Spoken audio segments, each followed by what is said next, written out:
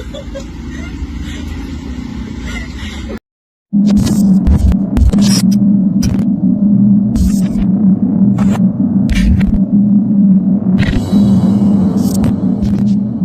bago na namang viral videos ang kumalat sa FB. Ito ay maiksing video clip ng isang Viva artist at idolo naman lahat ng mga madlang people. Ating panoorin ay maiksi niyang video clip. Pero bago ang lahat, kung gusto mo naman ganitong klase mga video ay huwag kalimutan mag-subscribe at i-click na rin ang notification bell para lagi kang updated sa aking pang mga susunod na mga video. Kaya umpisahan na natin. Isang viral video sa FB ang pinagpepestahan ng mga madlang people. Ito nung nakaraang araw. Ang video na ito ay ang kilalang Viva artist na si Rob Ginto. Sa video na ito ay makikita na nakasexy siya ng suot at may isang hawak na product at bigla na lang niyang binasa ng tubig. Kaya lalong na-attract ang kanyang mga taga-suporta sa ginawang iyon sa kanya.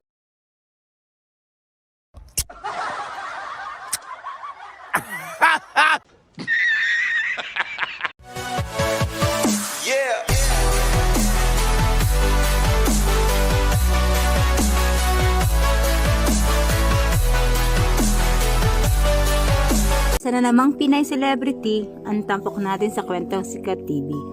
Ating kilalanin ang hot Pinay TikTokeris na si Yasi Pressman. Kung hilig mo ang mga ganitong klaseng mga video ay pakipindot ng subscribe button at i-click na rin ang notification bell para updated ka sa aking mga susunod pang mga video. Kaya simulan na natin.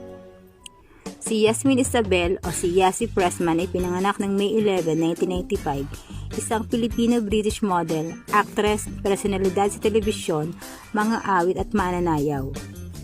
Bilang isang power dancer, nabigyan siya ng break sa kanyang karir para sa pagganap ng mga antagonist role bago sumikat pagkatapos kumanap bilang Aliana Arevalo sa hit FPJ Ang Provinciano. Ang ama ni Yasi ay isang British at ang kanyang ina naman ay isang Pilipino mula sa Isabela. Ang kanyang pangalawang pangalan, Isabel, ay isang sanggunian sa sariling probinsya ng kanyang ina. May 4 na kapatid na babae si Pressman, sina Abby, Cara, Showban at Isa. Si Yasi ay may kamalayan sa lipunan at mayroong maraming charity projects tuwing nagdiriwang siya ng mga kaarawan at pesta, pisyal.